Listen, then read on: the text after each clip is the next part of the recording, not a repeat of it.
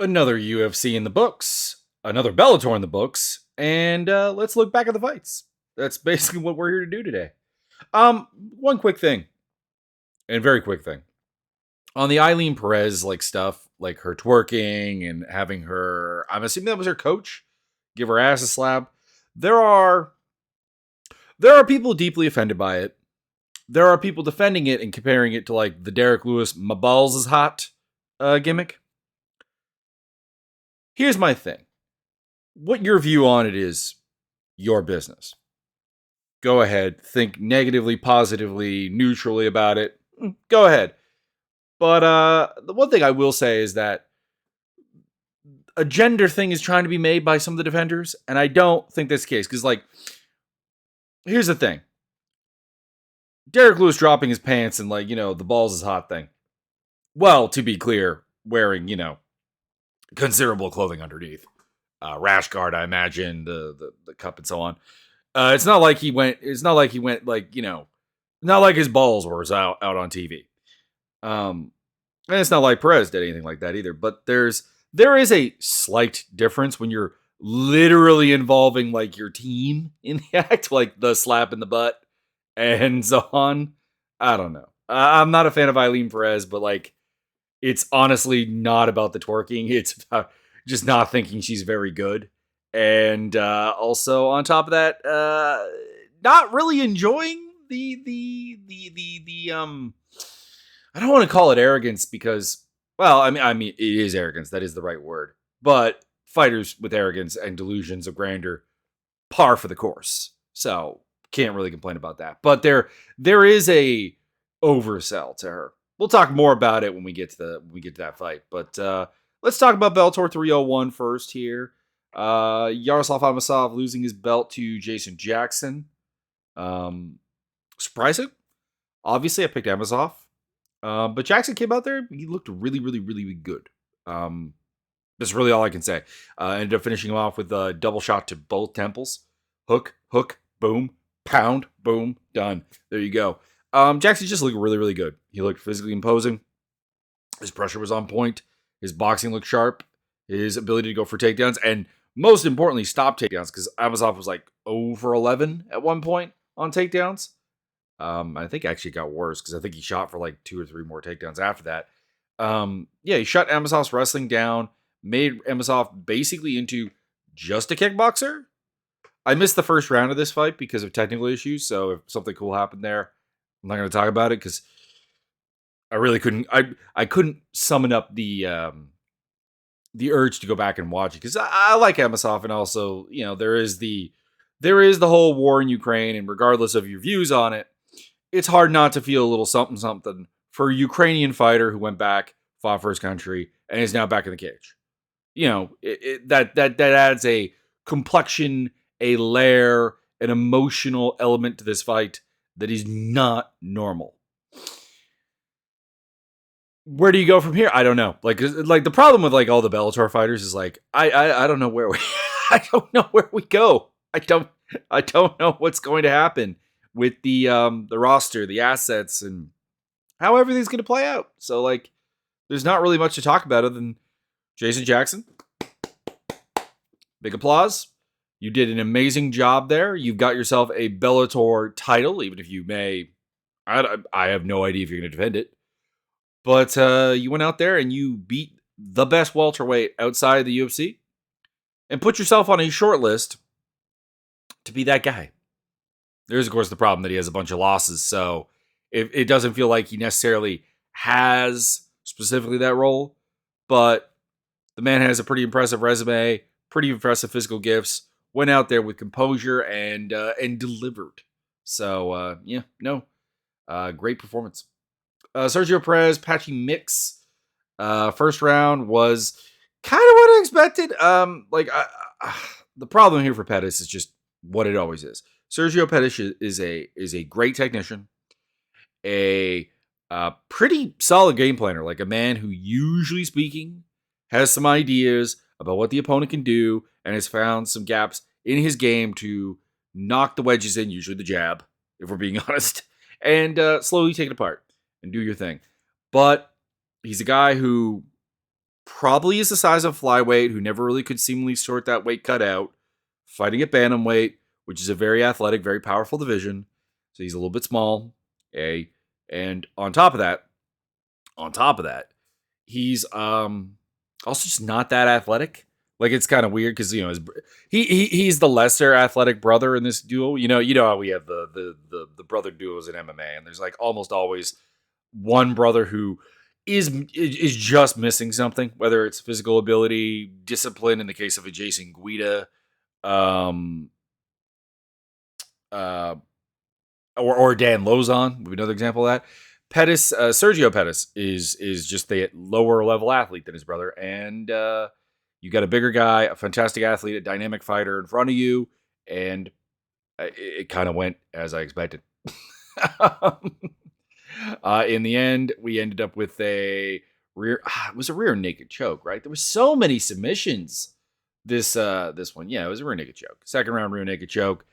Mix was just kind of largely able to bully him when he wanted to, put the pressure on him, get the takedowns when he wanted to, overpower him, make the clinch his friend, make the pocket his friend, and yeah, Pettis didn't honestly have a ton of answers for on the question. Then we had Rafion Stotts versus Danny Sabatello 2. This was much the same as their first fight, and I kind of figured that. Sabatello was able to get takedowns, wasn't able to do much with them. And, during the striking phases of this fight, he got pretty well pieced up. I scored all 3 rounds for Stotts. There are rounds in this fight that are close enough to give Sabatello a nod or whatever, but I think Sabatello's argument for winning this fight is like an early 2000s thing. I said it in my preview that Danny Sabatello is a throwback fighter. Like, dude is from 2004, 2005, 2006, that kind of range where it's like, yeah, at that point, just taking someone down and doing nothing with the takedowns, it was enough to win because people were a lot less capable at scrambling, a lot less able off their back, and the judges really didn't reward anything from bottom. And obviously, there are limitations to what you can do from bottom. I often say I kind of disregard little ground and pound from striking upwards from bottom because it doesn't really work. It doesn't really have impact. Doesn't really do a lot of damage. But yeah, Stotts was effective at scrambling, put up some submission attempts as well, and was the fighter. Sabatello was the wrestler. And that's what it came down to. That's why I gave it to Stotts. Hang on, official scorecards. I'm kind of intrigued on this one. Stotts versus Sabatello. Judge Brandon Mason gave 2 and 3 to Stotts. Judge Brian Miner gave 2 and 3 to Stotts. And yeah, okay. They all gave 2 and 3 to Stotts. Like I said, I even gave the first round to him, but that's fine. After the fight, Stotts seemed to want to bury the hatchet. I don't know if he really did or not. Whatever, you can speculate. But, he offered the hand, shake the hand. I'd respect you a lot more if you shook the hand, sort of thing. And eventually, Sabatello did give him kind of like the one-armed hug eventually, and then, says this is not over. And it should be, because in order for me to be interested in a third fight between these two men, I have to see something change in Sabatello. You could say the regression of Stotts at some point, who's 34 years old, would also possibly trigger interest, but that's a sad interest. That's a yeah, Sabatello could maybe win this fight now, maybe get that W, maybe get that L off his chest, but it wouldn't be against the actual Rafion Stotts. It'd be some hollowed out version of him. And I don't think that's going to happen because the problem is Sabatello's had some moments of self-reflection where he's like, yeah, no, I gotta, do things better. But then when it comes down to it, it's just the same thing. If you gift wrapped him a submission, sure, he'll take it. If you give him absolute dominant position and no threat of being able to scramble, he will punish you. But if you're a competent fighter, competent grappler anyways, he just lays on you. That's all there is to it. AJ McKee, Sydney Outlaw. I scored all 3 rounds for. I scored the second and the third for AJ McKee. He got all 3 from the judges. I get it. Outlaw was the Sabatello in this matchup. He scored a bunch of takedowns. Did not do a lot with top position.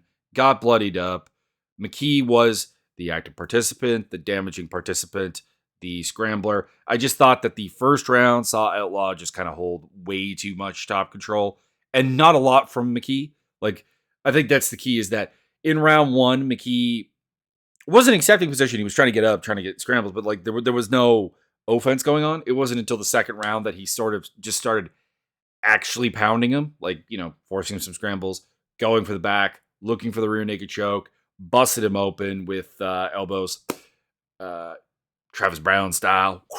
The second and third were very, very much his. And it's simultaneously, a W, obviously scored it for him actually kind of dominantly, 30-27. A classic case of a 30-27 not necessarily being dominant. But yeah, I do think that there is a serious issue for AJ McKee that he was the big guy at featherweight. And at lightweight, he's fighting guys bigger than him, stronger than him. And it's not like Sydney Outlaw is fantastically athletic. Like, he is athletic, but he's not fantastically so. And he's not a fantastic wrestler. There are better. And I kind of just see this probably happening again, but with someone who actually is going to be active on top. And that's going to be a loss for McKee. So I don't know. I don't even know what I'm recommending because I'm not, as a rule, pro weight cutting. I have more than once ventured kind of ideas for how to lessen extreme weight cutting, and certainly going down to 145 appears to be extreme weight cutting for AJ McKee. But something needs to happen if he's going to kind of again, he's going to win fights. I'm not predicting doom. He won this fight. I'm not saying AJ McKee, we're never going to pick him again, whatever. Because we are. But in terms of the goals he sets for himself, and obviously the drive and ambition that he has, I don't really know if there's a way to get to it at 155. It's a super deep division as well.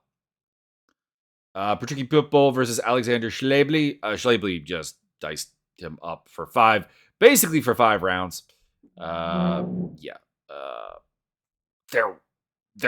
There's not much to talk about here. He mowed him down. He just, the pressure was there, exploitations of the defense or lack thereof of Patricky Pitbull, suffocating and cutting off his offense. Masterful display. Not one that makes for great highlight reels or anything really to talk about in terms of, and then this happened and this happened. No, it was just kind of he found what worked really early and he kept doing it for 25 minutes. And he dismantled Patricky Pitbull. We're at the point where I kind of don't really want to see Patricky Pitbull do top level fights anymore. He's, kind of old for the weight class. He's always been undersized. He's never really had the greatest fundamental game to back anything up. We're at the point where step him down. We don't need to see him fighting guys like Schlebley anymore. But hey, who knows what the future holds? Prelim action. The Tyrell Fortune Marcelo Golden fight didn't happen, which is a disappointment. But other than that, excuse me. I won a bunch of money on Denise Kielholtz because she was an underdog for some reason. And I got it. Sumiko Anada is undefeated, rising star, blah, blah, blah, blah. But this was a huge step up in competition, stylistically speaking. I know I completely forgot that Veda Artiga actually had a win over Denise Kielholtz, and she had lost to Inaba. And that was kind of oh, okay, well, maybe that's the basis of it, but standing guillotine choke. Come on. The matchup favored Keelholtz, someone who's going to predominantly stand with her. If you're going to predominantly stand with her, you're going to lose. She went out there. She did her job. Boom. Done. The big prospects all pretty much won. Archie Colgan. Timur Kizriev had the weirdest performance against Justin Gonzalez of the night because on one hand, he did some incredibly impressive like physical attribute moments, like rolling out, like cartwheeling out of like stuff and like just flipping out of takedowns and things. It was very impressive. But at the other hand, like it was kind of like me going like, okay, but why are you ending up here repetitive? Like why is this fight competitive? I guess in a nutshell, if you have that much physicality over your opponent and supposedly an amazing wrestling background and everything, so I don't know. It's one fight, whatever. He definitely has the physical capability of being very, very, very good, incredibly good. But there, I don't know. It feels like something's missing. Kerry Melendez got her basically free win. Ramazan Kurgamagomedov did his thing, got a rear naked choke victory over Randall Wallace, and Islam Mabudev had a way too close fight with Kilias Mota. By the way, if you want to check out a good fight, Cody Law versus Jefferson Pontus was pretty good, and so was Tim Wilde versus Mike Hamill. That was a pretty good fight. So those are interesting things. So let's move on to the UFC. Brendan Allen, Paul Craig. Brendan Allen went out there and took him apart. Just he was able to take him down, get top control, land ground and pound, and eventually get the rear naked choke. We did see an incredibly cool sequence where Paul Craig went for a calf slicer as a way of countering Allen going to his back and thinking about a rear naked choke. And then we ended up, getting some leg lock fun. But just at really no point did Craig look like he could enforce his will on the fight. And it didn't mean that he couldn't win. Paul Craig submitted Magomed Ankalaev after getting absolutely destroyed with 1 second left on the clock. I mean, he is the definition of the puncher's chance submission artist, if we're being honest. So there was always that possibility. But there was never like a 5-second period even in this fight. Or maybe 5 seconds, but there was never even a 10, 20-second period of this fight where it really looked like Craig had answers beyond, well, I guess I got to submit him. And that's kind of the problem with Paul Craig, just in general, is a lot of people were excited about him moving to 185. He got the win over Andre Muniz, which I picked him to lose. He loses here, which I picked him to lose. I just don't think the dynamic really changes. He can submit probably anyone on the planet, if we're being honest. But that's kind of the end of it. There's not a consistent wrestling threat. There's not a consistent striking threat. I guess he hits a little bit harder at 185. And Brendan Allen took him apart, did his thing, called for the number one contender fight. I don't think that's going to happen. Well, actually, you know what? You could argue I am booking him in a number one contender fight. We'll get to that in a second. Also wants purple shorts with yellow text. Why not? More variety in the shorts would just be an excellent idea.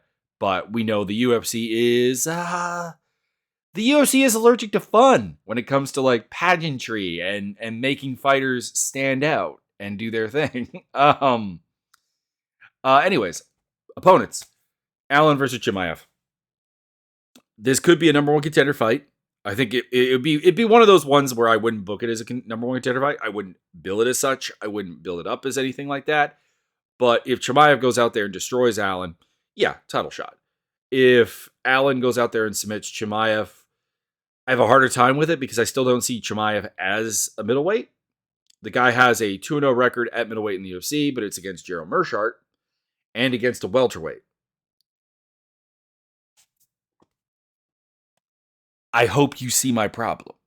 Even if you're a Chimaev fan, I hope you see my problem. And for Paul Craig, I've got penciled in here the winner of Gregory Rodriguez versus Brad Tavares. Really, I want that to be Gregory Rodriguez. Really, I want Paul Craig versus Gregory Rodriguez. But if he gets absolutely decimated by Tavares, which is a non-zero chance of happening, that wouldn't make a lot of sense. Jake Matthews, Michael Morales. I missed 2 rounds of this fight. I was on the phone. I was watching, but I took 0 notes of those 2 rounds, other than I thought that, essentially, I thought that Morales was winning. that was essentially my view on the fight. And I haven't gone back to rewatch it because there didn't seem to be a serious buzz on social media about it being a really, really good fight. It just looked like Matthews was out-hossed.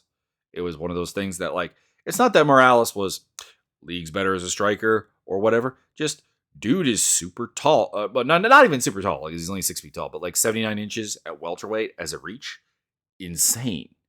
And yeah, he was just able to hit him from the outside quite repetitively, and Matthews wasn't able to make any impressions with him on a power level or basically earn respect at any real point.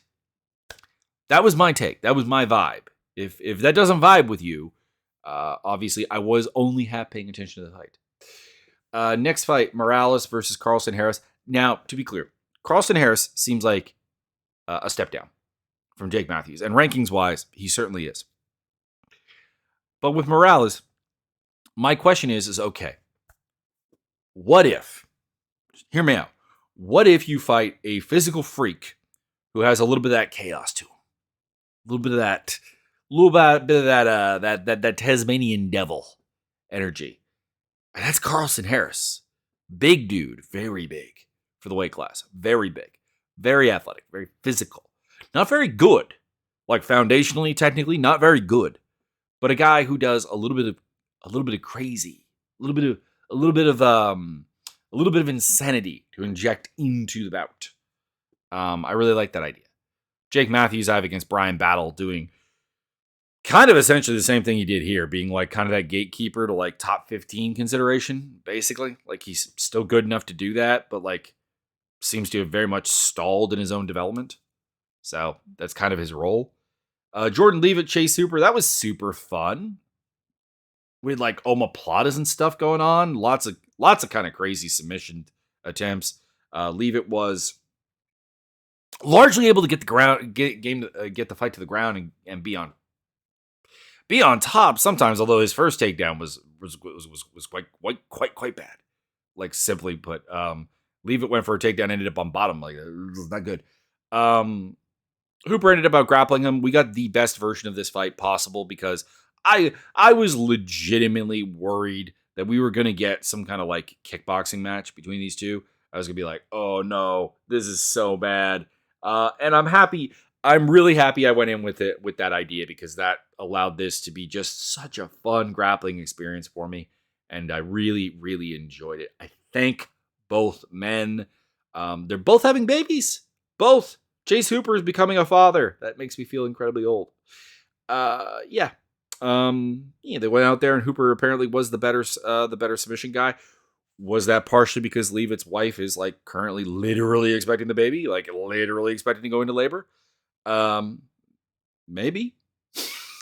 Maybe. I don't know, but like Hooper did his thing. Hooper did good things. I've got him against Kurt Hallbaugh next because I think that would just be a fun fight. I still don't honestly believe Hooper is going anywhere, like in terms of like becoming one of those constantly ranked fighters or like making any kind of march up the division or whatever. I just don't think so.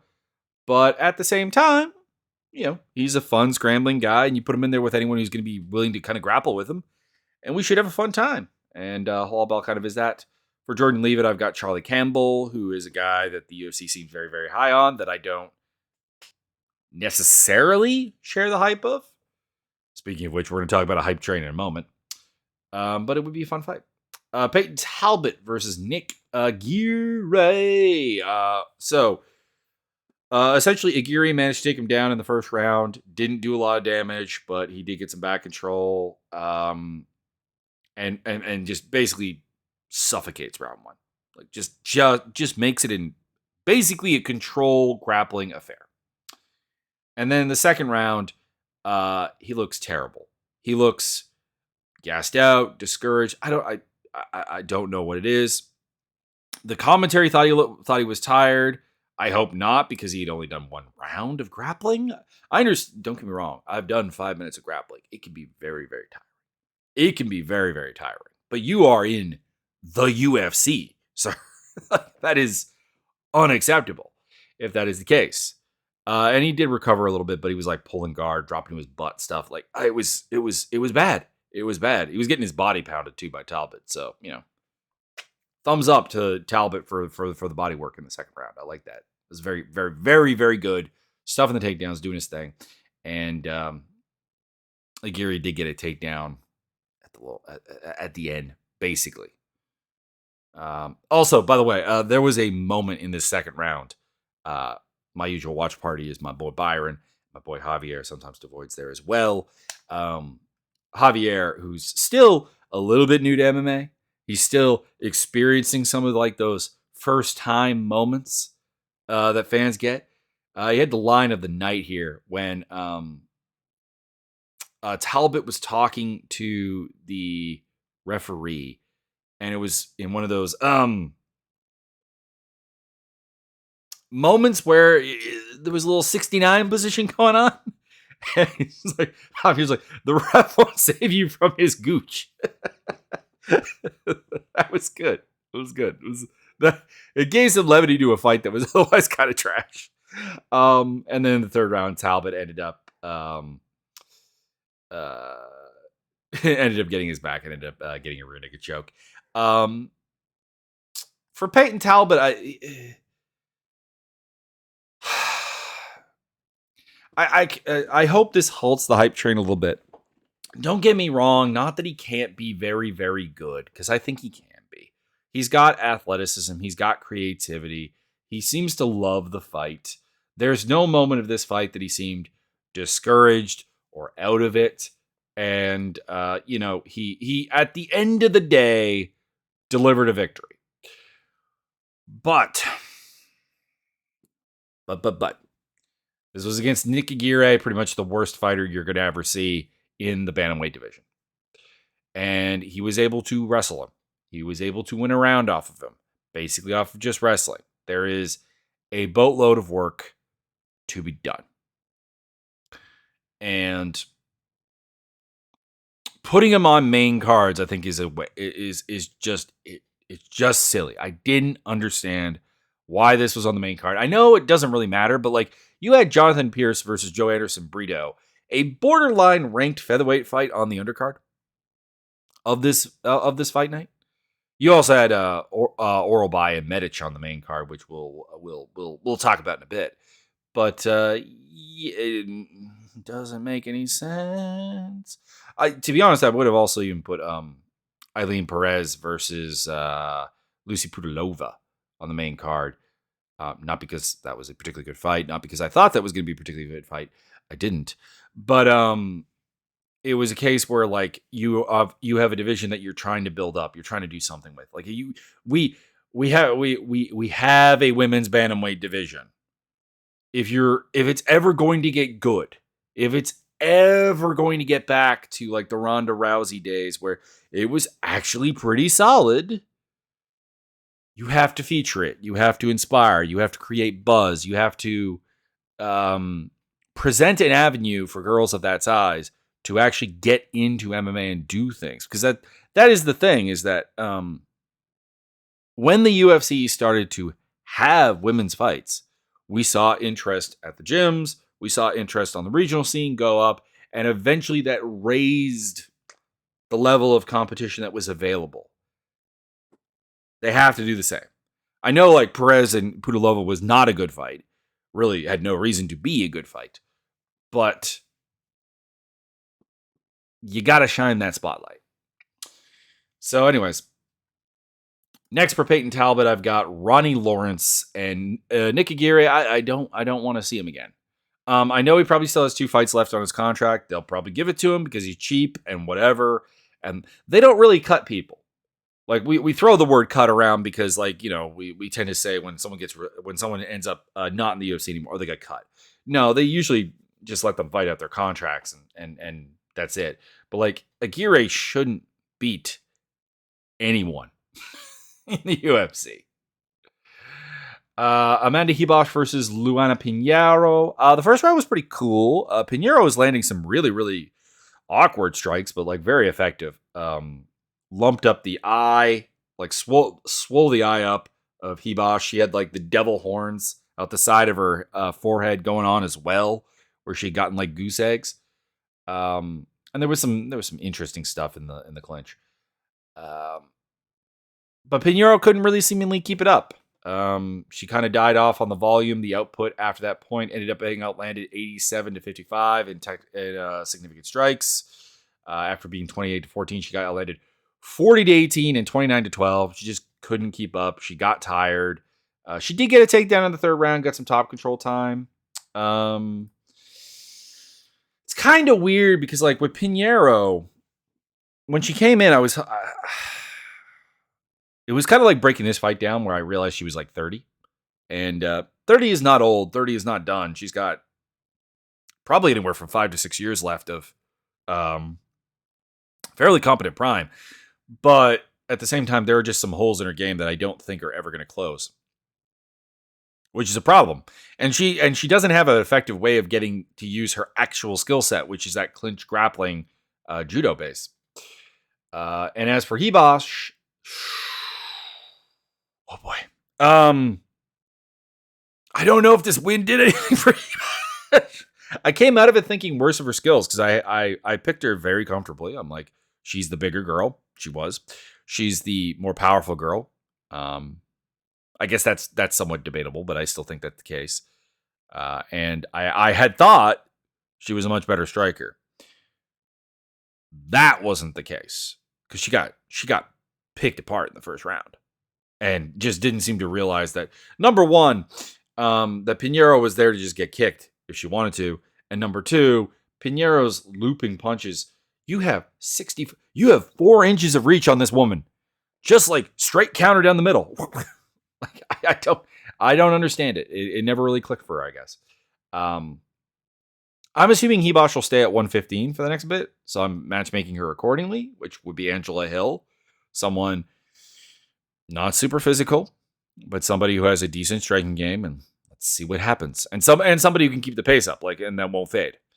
And for Pinheiro, I've got Baby Shark because I want to see Pinheiro grapple, and Baby Shark would be someone who would just grapple with her. So let that happen.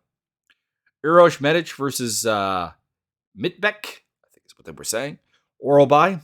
Oralbai wrestled him to the ground, eventually tapped him out with they're calling it a neck crank, I do believe. Let's see here. Yeah, they got neck crank on... I put down rear naked choke, but they got neck crank on both Tapology and UFC stats. So we'll go neck crank. I don't really know what to make of the fight because it's a short notice replacement, and it honestly just looked like Medic was not ready for what Oralbai was going to do at all. Like, it's not like Oralbai's wrestling is like the great kept secret of mankind. For next opponents, I've got Oralbai versus, ironically, the guy he just replaced, Johnny Parsons. And Medic I've got against Billy Goff. Still not sold that Medic is going to work out at welterweight, even though he beat Matthew Semmelsberger. He was losing that fight, though. Jonathan Pierce joined us in Brito. Pierce did Pierce things in the first round, although he got a kick caught and quickly went in for like takedowns. The pressure was on. Went into a guillotine choke by Brito early on. Brito managed to use the guillotine to get underhooks and then reverse JSP around the cage. Slammed Pierce with like kind of the Matt Hughes style farm boy slam. Went for the back, but ended up rolling off. GSP gets top position. And then, we go back to the feet because scramble. And Brito shuts down the takedown. JSP holds the clinch, lands some knees. Accuses Brito of grabbing his cup. This was a repetitive trend here of JSP looking for fouls. Tried for a lateral drop. It ended badly, ended up bottom. And did, have the wherewithal to kind of go for an armbar to kind of diffuse the situation, but got slammed out of it. And anyway, round 1 to Brito. Round 2, JSP comes out. I'm just going to call him Pierce. I keep slipping between JSP and GSP, and that's an insult to George St. Pierre. Also, as far as I understand, The JSP nickname is stupid because I don't think his middle name starts with an S. I think I looked this up and it's not. Like, at the very least, if he had a middle name starting with an S, it would kind of make sense. Say Jonathan. They don't have it on Tapology. Do they have it on the Wikipedias? Jonathan Mark Pierce. So there you are. There you are. Not an appropriate nickname. Worst nickname on the card. Anyways, second round was better for Pierce. Up until getting guillotined. He was doing a pretty good job of staying on top and working some ground and pound and doing some things, complaining about shots to the back of the head. Brito complaining by going nah nah nah nah. Pierce starts calling him boy and saying do something, and he gets guillotined. So like that was greatly satisfying, and Brito dropped pants. The only thing I'll say about the dropping of the pants is, my guy, you're not Derek Lewis. There you go. That's all I got. Wanted the bonus. I think he had someone he wanted to call out, but like I didn't pick up actually who it was. Did the translator just not translate it? I've got Dan Ige. Dan Ige is kind of in that position where like he's gatekeeper to the 15. Let it roll. Let it do it. And Pierce Davin Jackson is the only fight I'm accepting at this point. I mean, I'd also accept him against Bill Algeo or Billy Quarantillo, but I want them to fight each other. I want that little 4-pack right there. That's the 4-pack of pressure volume guys with like outrageous reaches. Let that happen. Chan and Hilger versus Jose Johnson.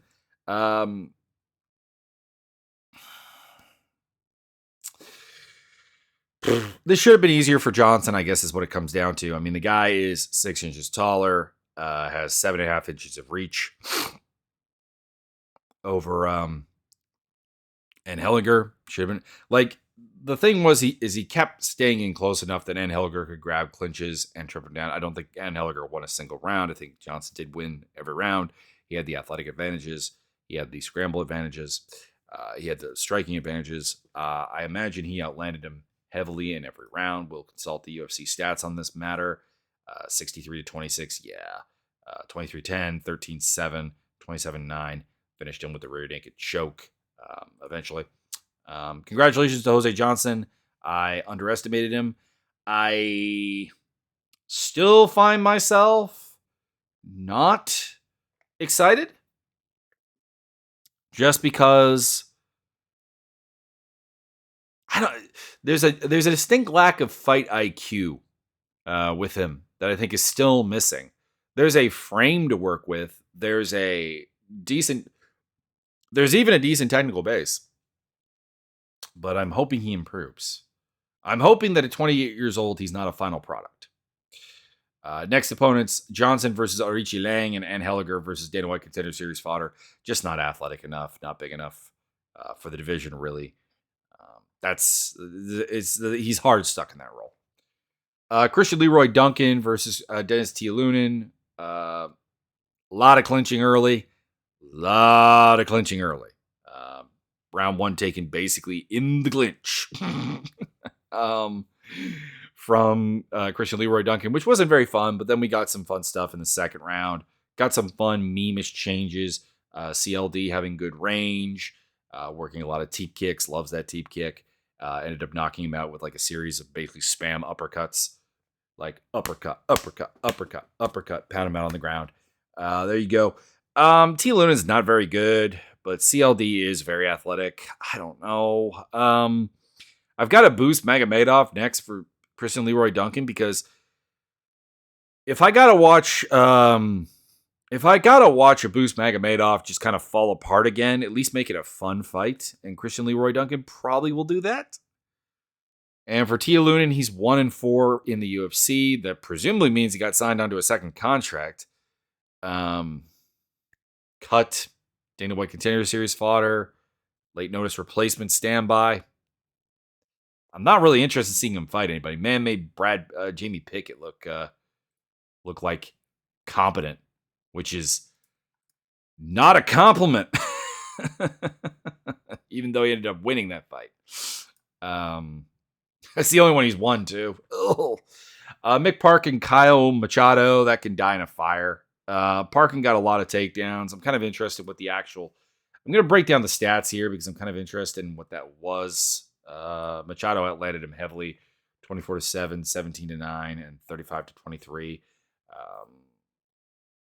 I definitely could see an argument that Machado won this fight. I could see an argument that Parkin did as well. The judges saw it for Parkin, with Adelaide Bird and Derek Cleary and Chris Lee all scoring at unanimously 29-28. But not an inspiring fight and kind of disappointing because like Parkin did seem like a really promising prospect against Jamal Pokes. Like I was pretty excited about him. I thought he would handle Machado fairly easily. That turns out not to be the case. And I don't necessarily think it's that Machado is a lot better than I thought he was. I just think Parkin's got some things to work out. He's 28 years old. He's got time. I've got Parker Porter for him next, and I've got Machado versus Austin Lane. Lucas Sergey, my lock to lose on this card. Jekka Sergey. My lock to lose on this card ended up knocking out Lucas Alexander after taking him down, letting him up, and then just knocking him out. I still don't think Sergey is any good. Sergey is in the unenviable pioneer position where first fighter period from Indonesia, but like, the first couple of fighters from any country, with a few exceptions. Russia was an exception to this. The United States, obviously, Brazil, Canada, even to a certain degree. You're trying to establish a mixed martial arts tradition in a country that doesn't honestly have it, and you're going to have some significant shortcomings based on that environment. And Sergey's got power. I did know that coming into this fight, but I don't think this did anything to ease my fears that he is not a particularly good wrestler, not a particularly good grappler, and not even necessarily a particularly good striker. It just maybe brings some questions about like Lucas Alexander, maybe also not being really up to UFC level. But we'll see. Sergey, I've got against Francis Marshall if he's still around. I hope he is. Francis Marshall had a little bit of promise. And for Alexander, I've got him against Eric Silva in a battle of two guys who are probably a little bit too old to be as raw as they are. Lucy Pudilova, Eileen Perez. First round, Perez with takedowns. More or less just managed to keep Pudilova down. Got mount position. Didn't do a ton. 10-9. Second round, I scored 10-9, but you could also go 10-8 because Pudilova did very, very, very little. It was like first 40 seconds, we had another takedown. She got to mount. She did the most comical ground and pound of all time by like spamming elbows that, well, she wasn't looking at her opponent. It was like kind of like Josh Saman doing the Mongolian chop on the Ultimate Fighter levels of ridiculous. It was more active. She did more in that round. And then apparently got tired because the third round was Pudilova kind of dominating her and probably getting a 10-8. So, frankly, I'd probably would have scored it a draw. But I do think that if you had to have a winner here, it definitely is Perez. She won 2 rounds to 3. She looked way more like Pudilova appeared to like have a game plan. Was like wait for her to get tired, then do things. And if you're going to do that, you have to finish her. You have to finish her if that's going to be your plan. This led to the twerk and everything. Perez has things like where she says, nobody can face me and so on. And it's like, you lost to Stephanie Edgar. You have now beaten the ghost of Ashley Evans Smith and Lucy Pudilova, who people love. And I get it. She can be fun. She's got an underdog story to her. I picked her to win this fight off the basis of Perez being bad and just didn't really count on Pudilova having nothing. Anyways, Tainara Lisboa next for Perez and Melissa Dixon for Pudilova. Nicholas Moda, Trey Ogden. This was a weird one. Ogden dominated him. He neutralized his striking with his jab and with a counter hook. He got takedowns. He had top control, top position. Went for an arm triangle in the third round. And clearly, Mata was defending, and the referee stopped the fight. It was weird. And it got worse because this got ruled a no contest. So Ogden doesn't get his win money. Now, the UFC can choose to give him his win money, but Chris Lee did mess up his judges' scorecard, giving round 2 to Mota, which I don't really think is the correct score. There was an interesting conversation I had with somebody on the Twitter. I bash MMA judging constantly, but there were people that were actually blaming the judges for this. They were... The judges weren't asked to do anything, guys. The judges aren't the commission. They work for the commission. The commission is above them. There's a commission official, head of officiating. They would have made that decision that the referee was wrong and then it's a no contest instead of referencing to a technical decision. That's what should have happened. Should have gone to the cards. This was ridiculous. I'm treating Ogden as a winner and putting him against Nurul Aliyev. I am treating Moda as a loser and just cutting him. He has not been good, and he was trying to find some new things here that weren't working. Charles Johnson, Rafael Estevan, was Rafael Estevan taking him down for 2 rounds, gassing out after missing weight, and then getting pretty much beat up on the feet by Charles Johnson and not being able to get takedowns and grapple him. On one hand, very, very impressive for him to go out there and do what Mohamed Mokaev could not do, which is take Charles Johnson down and actually control him and turn it into a round-winning proposition. On the other hand, incredibly disappointing that he missed weight after botching a weight cut. He's huge for the division, and he gassed out, which I imagine is linked to the weight cut. Also, there was an interesting thing of the idea of having a fighter who missed weight start with a point deduction, and that would have made this a draw. I'm pretty sure. I would hope everyone gave Charles Johnson the 3rd round, right? You guys didn't mess that up, right? Yeah, you guys didn't mess that up. Which I'm kind of okay with it. I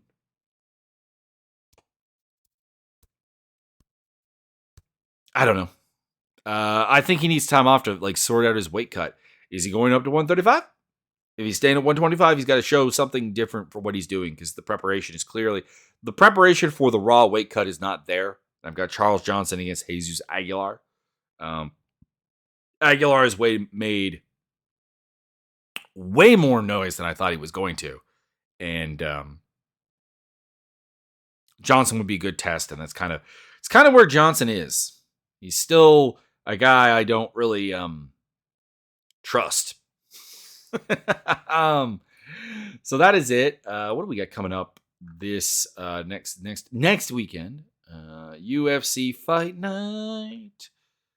Armin Saryuki and Beneil Dariush. Okay, all right. For a fight night, this is pretty good. Dan Hooker, Bobby Green. I like that. It's in Austin, Texas. Rob Font, Davidson Figueiredo. I'm not happy to see Kelvin Gastelum still fighting, but c'est la vie. He's fighting Sean Brady. Punahele Soriano, Dustin Stolfus. Cleo Roundtree versus Azamat Mirzakhanov. There are fights I would have preferred to see Mirzakhanov in, but it's fun. Clay Guida, Joaquim Silva, Misha Tate versus Julia Avila. Talk about 2 fighters I have no idea what they are like at this point. Cody Brundridge is still around. He's fighting debuting fighter Zach Reese, who I think is here too soon. Joe Selecki versus Drakkar Klose. Steve Garcia versus Milk Costa.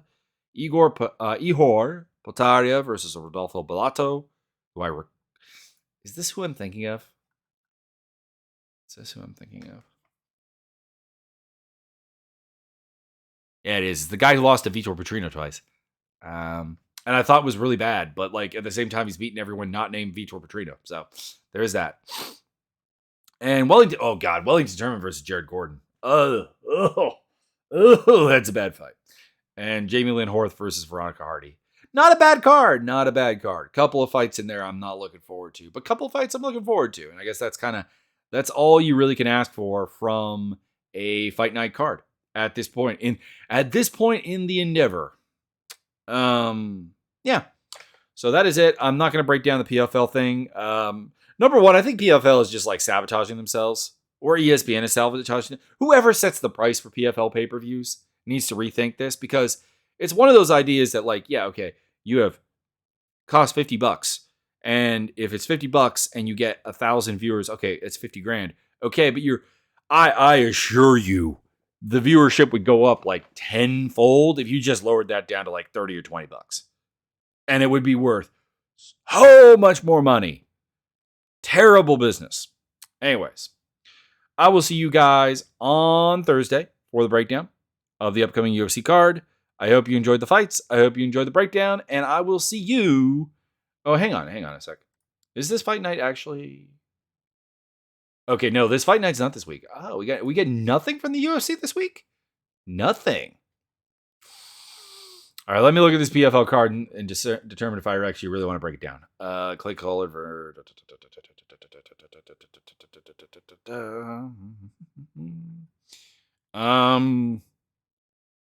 There are individual fighters I'm interested on this card, but there are like no fights I'm interested in on this card.